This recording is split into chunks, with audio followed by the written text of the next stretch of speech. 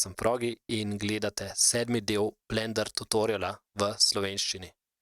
Zdaj, ko smo že dobro pomočili prste v tale software, je mogoče čas, da si še enkrat bolj podrobno pogledamo, kako je sestavljen user interface oziroma uporabniški vmesnik.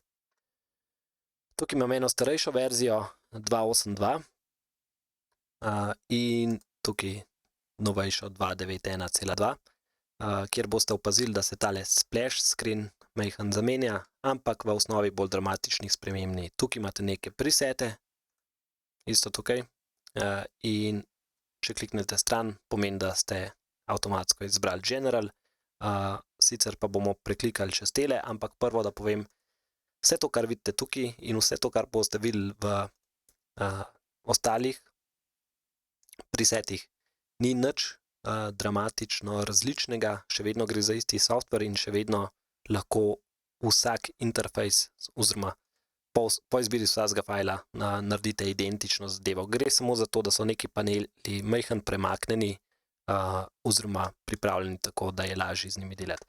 Dajmo se prvo pogovoriti o mehaniki tega. Se pravi, najprej nas zanima tale velik gumb tukaj, oziroma majhen gumb. To je izbor aktivnega panela, ne? Se pravi, če imamo tukaj 3D viewport izbran, tukaj imamo zdaj izbran timeline. In čist komot izberemo viewport in bo ta zadeva nekako ista, ne? To je uporabno, če recimo želim tukaj nekaj editirati, v drugem pa samo gledati, kako ta stvar izgleda iz nekega drugega kota. In enako velja, da lahko tudi tu zdaj spremenim zadevo v timeline. Ok. Enako velja za te stvari. Tudi tu lahko nastavim recimo 3D view, evo pa imamo isto zadevo. Se pravi, vsak ta panel se ga da pozicionirati kjerkoli hočete in pač izberete tisto stvar, ki vas tisti trenutek zanima, ne? Zdaj, če želimo nov panel narediti, se postavimo takole v skrajno levo točko kateregakoli panela, takole z miško se postavimo čez, da dobimo tale kurzor in takole potegnemo desno in imamo novega. Ali, če smo spodaj, potegnemo gor, pa dobimo novega. Če želimo panel zapreti, se postavimo v zgornji rob tega in takole potegnemo gor. To je ena izmed najbolj kritiziranih scen Blender user interfejsa, ker se je s tem kar zoprn igrati. Recimo, zdaj sem potegnil desno in zdaj, kako vem, kjer se bo zaprl. Majhen je tako fiddly za ob pomanjkanju dobrega slovenskega izraza za kaj takega. Ok, ampak zdaj recimo, da približno znamo tele stvari majhen takole si pozapreti in naštimati, kar nas zanima. Zdaj, če pogledamo modeling. Tule gre za čisto isto stvar, tule imamo samo odprt tale viewport. Sculpting. Isto s tem, da tule imamo floor pa access, tole imamo ugasne, zato da bolj vidimo, kaj se dogaja, ne? Drugače gre pa za isto zadevo. Namesto, da imamo tukaj object ali edit mode, ki smo ga že spoznali, imamo tukaj sculpt mode, kjer pa zdaj, ker nimamo nobene pametne topologije še, ne moramo nič kaj dosti videti. No, dajmo se mogoče tukaj dati v sculpting, se pravi, kaj je tista razlika med tistim sculptingom, ki ste ga tam videli ali pa tu. Samo naš začetni mesh, to je tole, naš začetni element je drug, ki ima gostejšo topologijo, zato da lahko takoj začnemo s sculptingom. V stvari gre pa čist za isto zadevo, ne? Se pravi, če bi želeli to zadevo si pogledati v enem klasičnem pogledu, naredimo takole, pa ga imamo. Ok, dajmo se kar nazaj na General, tam je majhen več teh tabov odprtih. Da preklikamo naprej, se pravi, no, tale stvar se ukvarja s tem, kako se nam stvari skalirajo. Recimo, če jaz premaknem tole kocko takole in zdaj, ko imam izbran global, jaz jo hočem po x osi razširiti, bo to izgledalo takole, a ne? Vidite, kako se nam naredi, se pravi, tale črta, to je x os, ker je globalna. Ampak, ker imamo v tem objektu neko rotacijo že nastavljeno in to vidimo tukaj, rotation, Če si tu prestavim na local, vidimo, da nam ta lokalna oziroma xos drugače poteka. Pa to se naštima tukaj. Recimo za ta trenutek nepomembno, snapping, to bomo še videli kasneje, recimo, če bi dodal neke nove objekte, pa to stvar premikal za vključenim snappingom, vidite, kako gre takole majhen se zatika, zato ker se dejansko ustavlja na vsakih nekaj, ne vem, na koliko je nastavljen, to bojo verjetno centimetri. Ponad imamo izklopljen, se pravi, če vidite, da se vam ena stvar zatika, to rešite tu.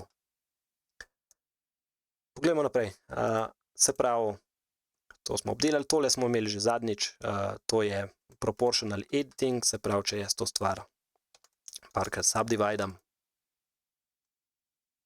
takole, če recimo želim samo tega premakniti, bo to takole, če pa vklopim proportional editing, pa bo vplival na vse, ki je znotraj tega kroga. Če zavrtim kolešček, bo tole potegnil sabo.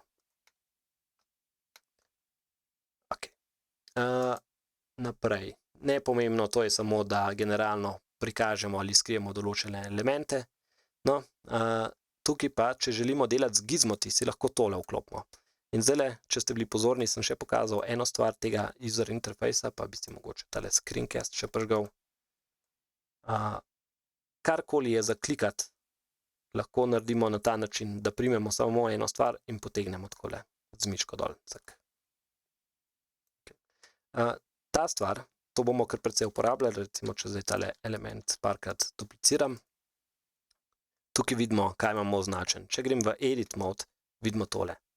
In ta stvar pomeni show overlays, če to ugasnem, se nam skrije vse, kar imamo označitev, kar boste želeli v dostih primerih klikniti, da boste majhen bolj razumeli, kako scena zgleda. Zato, ker če imate vse takole rumeno, pa so važni majhni odmiki, pol vas tole ovira. Takrat samo tole izklopiš, pa vidiš točno, kaj se dogaja. Zdaj, znotraj tega imamo, pa lahko skrivamo posamične stvari, naprimer 3D cursor, to je ta stvar spodaj. Text info, vidimo levo zgoraj, statistika, osi in tako naprej. Ko bomo dodajali še, recimo, če dodam en grease pencil element, mislim, da se nam ta še razširi na onion skin, to pomeni, da lahko vidimo, kaj se dogaja z našim naslednjim in našim prejšnjim frameom oziroma sekvenco frameov, odvisno, koliko daleč imamo to stvar nastavljeno. Lahko si pogledamo takole canvas, to je še posebej pomembno, ko bomo prišli do tja, ko bomo risali, kam nam tale stroke pade. Recimo, zdaj imam naštiman, da nam stroke nariše na origin in sicer iz projekcija iz viewa. Če naredim to takole, vidimo, da gre zdaj tale grid, je statičen v prostoru in se ne bo nič premikal. Recimo, da vam pokažem takole, če se jaz zavrtim okoli, vidimo, da so te stvari še vedno na istem planu. Če pa bi imel tule recimo na view, pomeni, da kakorkoli se jaz vrtim, vidimo, da teli stroki v 3D prostoru padajo na različna mesta. Ok, pa zato, da bomo imeli sceno čisto, bom tale element kar pobrisal. Ok, nadaljujemo. Se pravi, to smo pogledali. To je wireframe mode, kar pomeni, če kliknemo tole, lažje vidimo, kaj se dogaja spodaj. Oziroma ne wireframe, wireframe mode, X-ray, ja. Tako. No, tole pa je wireframe mode, tukaj vidimo mrežnate modele, se pravi, to je nekako tisto, kar bi videli tudi v edit modu, če smo v solid view, se pravi, vidimo točno topologijo. Pol imamo pa viewport shading, pa oziroma dve shading variante. Ena je tista, ki upošteva neko generalno luč, ki je prisotna v prostoru, oziroma je nastavljena by default. Ta je pa tista, ki upošteva dejansko luč, to je pa tale, oziroma več luči, ki so noter v interfejsu. Takole. Oziroma v viewportu. Ok, ostale stvari tukaj niso tako pomembne, omenjali smo še tale meni N, če pritisnemo N na tipkovnici ali če kliknemo tukaj, imamo pa zdaj, se pravi, item, to nam za vsako tole stvar napiše njegove lastnosti, kar vidimo tudi tukaj. Orodja, to je tisto, kar vidimo tudi tukaj in se jih zaenkrat ne bomo nič kaj dosti dotikali. View se tiče kamere, focal length, dolžina, do kam kamera vidi in to, ali kamera, če pritisnem tukaj nič, ali kamera potuje skupaj z navigacijo po viewportu ali pa vidimo, se nam takole, če scrollam recimo, se nam tale okvir premika, kamera pa je na mestu. Ostalo so pa razen edit, kjer so tudi neki tuli, nas pa zaenkrat ne zanima, to je vse posledica nekih add-onov, ki sem jih jaz nalagal v preteklosti. Ok, poklikajmo še po teh zadevah. Se pravi, tole, ta ni tako pomembna, jaz se jo nisem še dotaknil v zadnjem letu. Tukaj so pa naši rendering settingi, se pravi, izbran imamo po defaultu Render Engine Eevee in potem imamo klele stvari, ki jih še lahko prikažemo. Recimo Ambient Occlusion, to je, če bomo dali recimo še tule eno planjavo spodaj.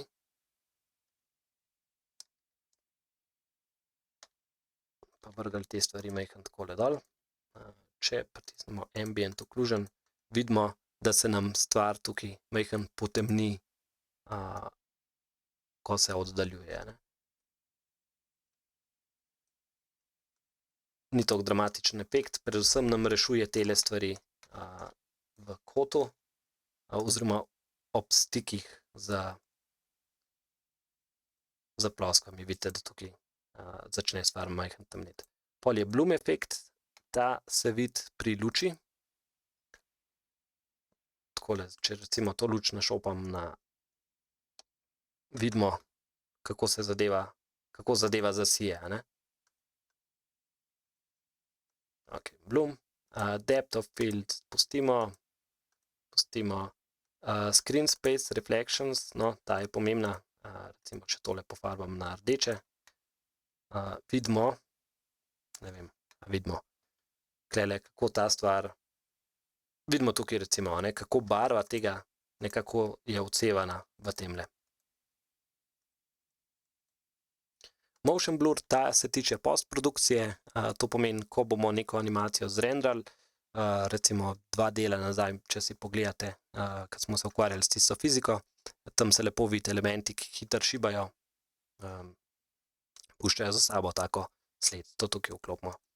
No, pa so pa volumetrics, to je, če bi dali noter, tukaj v world settingu, naprimer, to je ena izmed metod, volume scatter, bomo zadevo videli takole, nič ne vidimo, zato ker je pregosta, se pravi, če damo nekaj takega, volume scatter so nastavitve, koliko daleč se nam tale megla dejansko začne, oziroma nam jo program izrisuje. Zdaj, če bi tule pojačali na več, pol bi se tudi videla dlje, ko se oddaljimo, ne?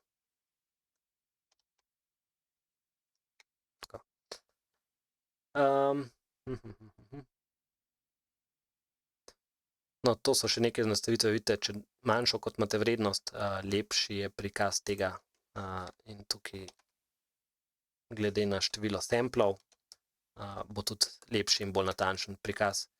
Se pa zadeva začne pol kar hitro, precej počasneje obnašati, če se s temi stvarmi preveč igramo oziroma damo neke neugodno visoke vrednosti.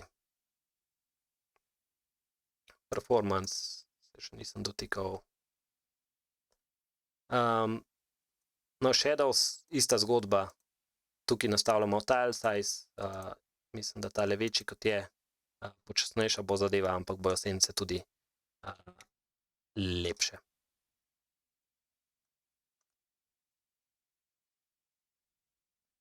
No, še ena pomembna stvar je tale film. In sicer včasih bomo hoteli renderati z transparentnim ozadjem, pa bom zdajle samo tole našo meglo izklopil. Tlele bom kliknil disconnect, oziroma remove. Evo, vidimo, da zdaj, če dam jaz to stvar renderati, takole,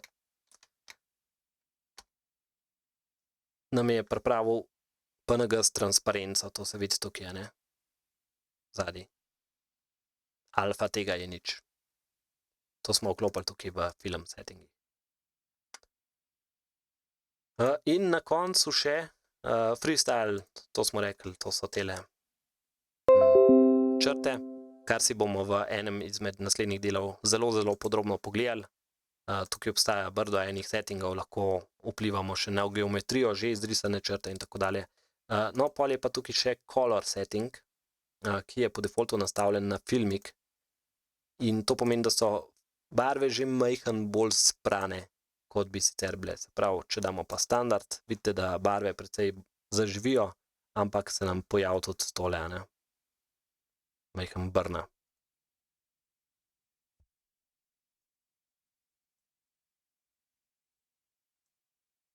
Pa pustimo recimo na standard. Ok, preklikamo naprej tale interfejs. Se pravi, no, to so naši render settingi. Predvsej bomo uporabljali ali Eevee ali pa Cycles. S tem, da Cycles smo rekli, to je pa unbiased, kar pomeni, da računa odboje. To je čisto druga tehnologija zadaj. In na počasnejših mašinah se jaz tega niti ne bi dotikal. Imate pa tukaj število samplov, recimo, ki jih vzame v viewportu ali v renderu. Ena luštna finta obstaja, če si takole damo denoiser gor in nizko število samplov. Opa.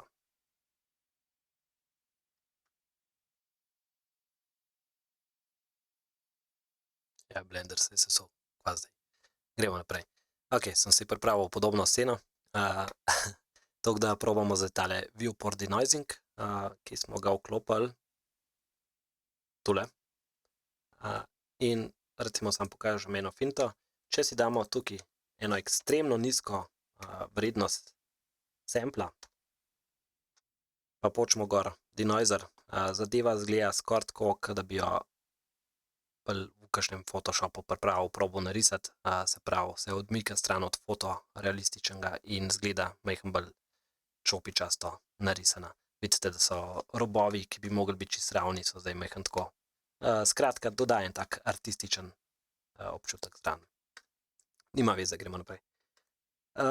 Se pravi, obdelali smo tole. Zdaj, ko sem prestavil na Cycles, vidite, da so tudi tukajle, so neke druge nastavitve, no, ki so zelo specifične za sceno, kaj rabite, kaj ne rabite. Pri Cyclesu načeloma več stvari pustimo na mir, zato ker je zadeva unbiased, pomeni, da svetloba se odbija tako, kot se v naravi. Dočim Eevee, to je pa čisto fake renderer in v bistvu dela neko aproksimacijo, ki je matematično precej lažja za renderati kot unbiased Cycles metoda. No, pa si vklapljamo posamične feature, kolikor jih rabimo, ne. To dramatično tudi vpliva na razliko v render time oziroma času, ki ga porabi, da nam plune ven ena slikca. Ok, naslednja stvar, resolucija, tole ponad kar pustimo in reguliramo s to zadevo, ne. Zdaj, če bi pa tukaj recimo dali takole, pa vidimo, da se nam tudi oblika naše slike, ki jo bomo zrenderali, spremeni. Ok, ampak za večino časa pustimo tole Full HD, pa si pa tule reguliramo, kakšno porcijo tiste končne slike želimo, oziroma koliko pomanjšano ali povečano želimo, da nam zrendera, kar spet vpliva na render čas. Ok, framerate, tukaj so zbrane najbolj pogoste možnosti, pod custom lahko pišemo svojo. Output folder, tudi pomembno, se pravi, tule določite, kam hočete zadeva, da leti. To je pa format, v katerem renderamo. Se pravi, PNG je default in nam za zapiše v mapo sekvenco PNG-jev, kar so uporabniki kakšnega primera ali pa After Effectsov že navajeni, da se to zlaga na koncu, ampak recimo, če renderate animacijo, po večini si jaz pustim kar tole, s tem, da je treba povedati, da tole so sicer majhni fajli, ampak je kar visoka kompresija, ne, se pravi, lahko vidite neke artefakte. Če hočete najboljšo kvaliteto renderati, še vedno se priporoča, da renderate ali PNG ali pa tale TIFF. TIFF ohranja precej več ene podatkovne širine in barvne globine, kar pomeni, da lahko tudi kasneje v postprodukciji še vedno kontraste precej dobro nastavljamo, dočim PNG že začne do neke mere zgubljati te informacije. Se pa seveda file size na koncu toliko poveča.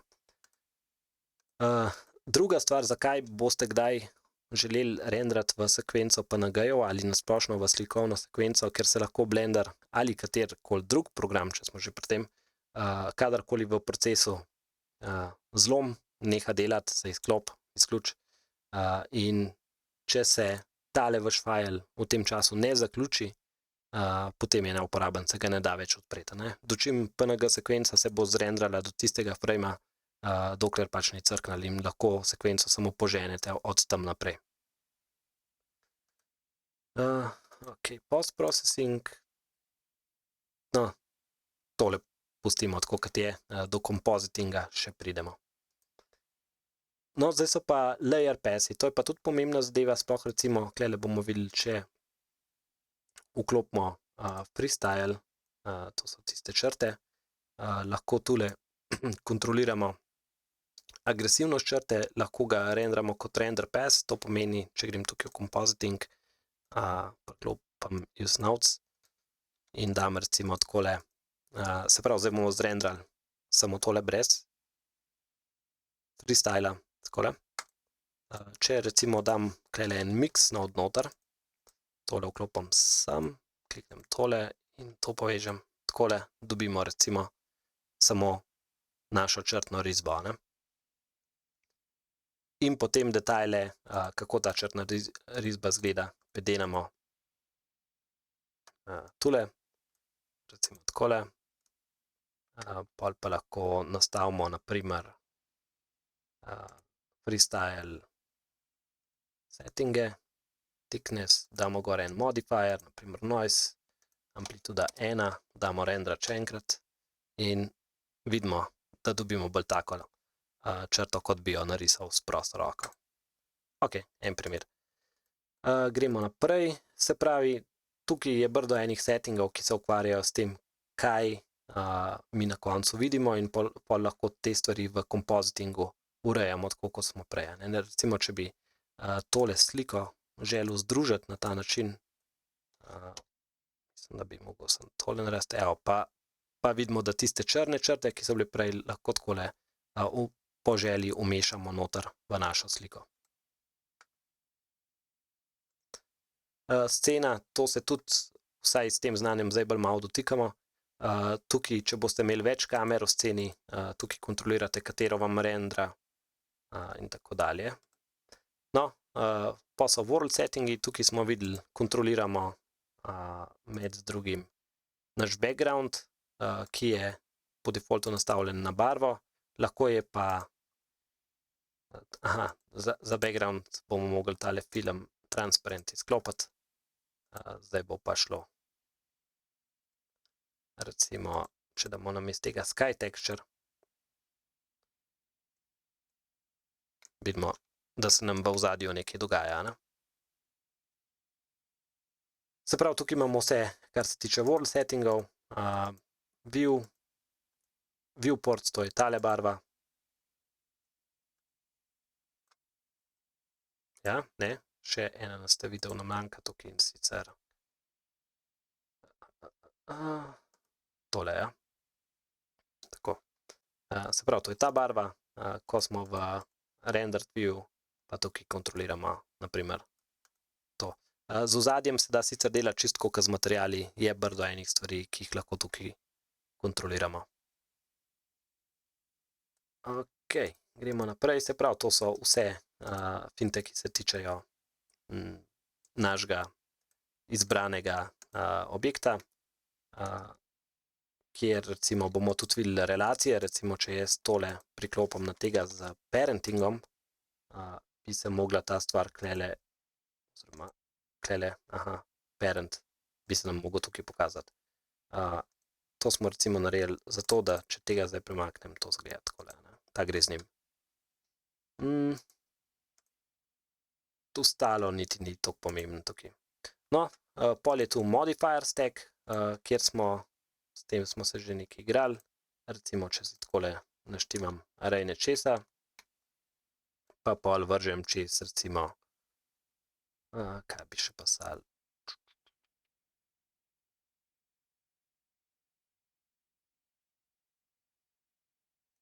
Recimo build, lahko vidimo takole, kako se nam zadeva z modifierjem zgradi. No, recimo boljš bi bilo tole v kombinaciji z displace modifier. Bomo videli pa recimo subdivision surface. Želel sem pokazati to, da je zadeva vrstni red modifier stacka je pomemben. To se predvsem pri teh displacementih se vidi, recimo tukaj je precej gostejša geometrija, preden prijemo v displacement, sploh če dam tukaj gor eno teksturo. Je to čist drug efekt, kot če imamo subdivision za displacementom.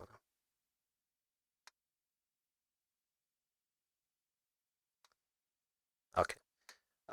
Tole smo videli, no, odpiramo, zapiramo stvari takole, pritisneš dol, enako velja za tole. In to je kar univerzalno po celem interfejsu. Klele boste opazili, klele imamo te handle, to je novost iz verzije 2.9 dalje, v 2.8 je bilo pa to tako, kot imamo tule recimo pri Grease Pencil, oziroma pri freestyle settingih, kjer so modifierji narejeni na tak stack, da jih enostavno klikamo na ta način, takole, jih menjamo gor pa dol. Ok, pa smo v particle, to je v bistvu lahko ga priključimo kot na ta način, tole so partikli in zdaj vidimo, če kliknemo tole, nas v bistvu pošle semle, kjer so particle settingi. Ok, tukaj to so fizikalne lastnosti, naprimer, če damo na to stvar soft body, pa na tega recimo collision, bomo videli, ta ne bo šel nikamor, ker ima parenta. Zdaj sem pritisnil Alt-P in Alt generalno nam pomeni odstranjevanje neke funkcije, naprimer, če dam Alt-P, nam bo clear parent meni vrgel ven, takole. Če tega recimo zavrtim, pa bi rad to rotacijo enostavno odstranil, kliknem Alt-R, pa mi ga poravna nazaj. Smo dali na tega rigid body, soft body, še gol damo stran, no. Evo, se pravi, njegove fizikalne lastnosti vidimo tukaj, lahko smo pa seveda to priklopili tudi tukaj v modifier stacku, soft body. In pol, če klikamo tukaj, nas vrže v te nastavitve. Pol so constraini, s to zadevo se bomo kasneje ukvarjali, tukaj je precej enih stvari za izdelovanje raznih motorjev, raznih stvari, ki jih vidimo v delavnicah in tako naprej. No, pa vertex groups, to smo pa tudi že videli s tem, ko smo jih par takole poklikali in jih tukaj takole dodali v grupo. In zdaj, če kliknem nekam stran, berem tole, kliknem select, nam pokaže tiste, ki so izbrane. Zdaj, če bi šli tule, pojmo recimo na ta objekt, bomo videli, če gremo v weight paint.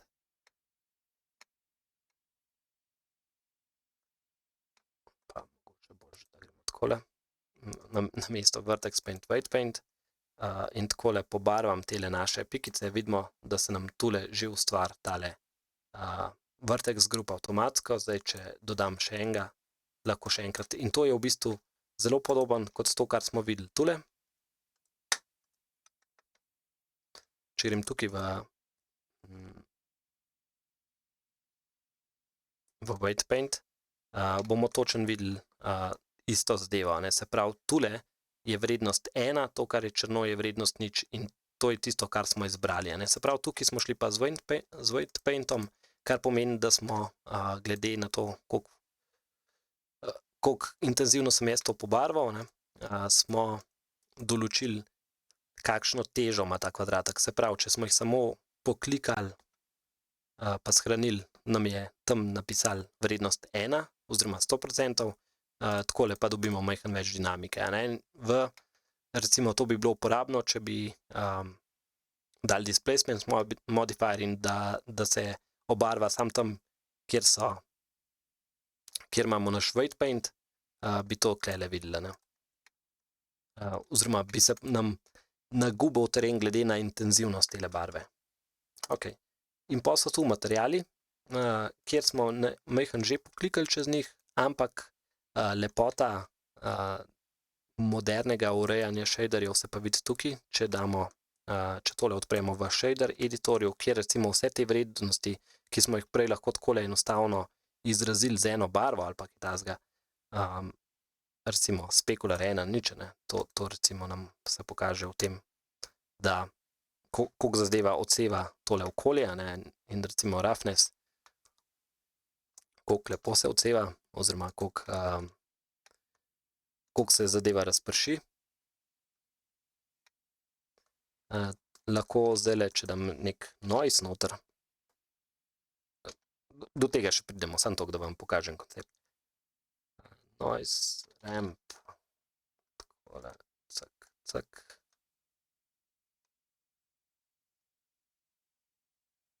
Color, specular, color, roughness.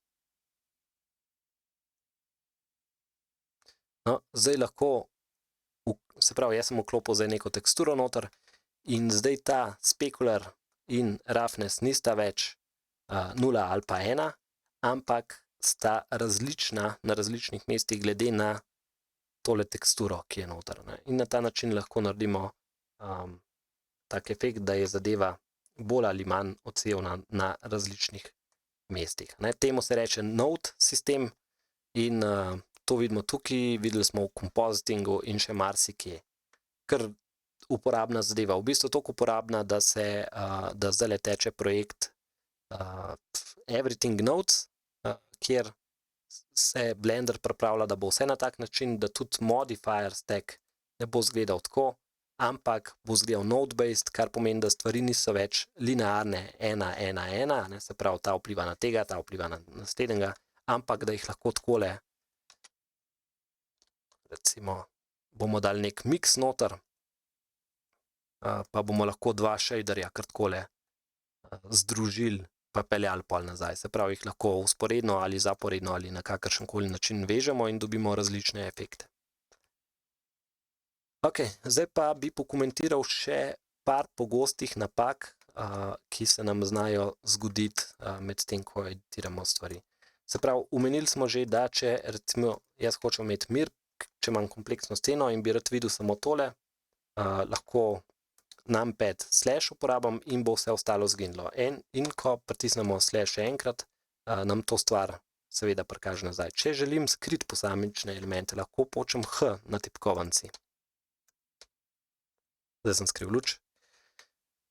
In doskrat nam takole stvari zginejo, brez da bi želeli, zato ker je pač fat fingers problem, oziroma počemo nekaj, kar nismo želeli.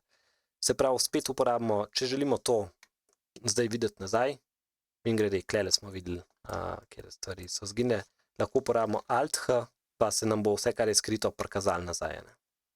Ok, mogoče še tole, no, tule, v tem filtru vklopimo še nekatere druge funkcije, zato ker to je zdaj samo viewport, to je pa tisto, kar bomo renderali. In ko bomo imeli recimo kompleksno sceno, kjer je več sob in v vsaki imate brdo enih stvari, lahko, se pravi, če si boste samo tole ugasnili, recimo dajmo pogledati čez kamero, če si jaz tole ugasnem vse, pritisnem F12, bomo videli, da je še vedno vse noter, ne. Zdaj pa, če je takole, vidimo v končnem renderju še vedno noter, se pravi, ta je tisti, ki je pomemben. Recimo tudi, če jaz vidim stvari tu, jih v renderju zdaj ne bo, tukaj smo jih ugasnili. In ta mora biti ugasnen, se priporoča, da se ugasne za vse stvari, ki niso trenutno v viewportu, oziroma ki jih kamera ne vidi, ker v bistvu samo podaljšujejo naš čas renderanja. Ok, to je bilo to, nekih slabih 40 minut, majhen pregleda, da imamo malo boljše razumevanje tega user interfejsa, pa se vidimo v naslednji epizodi.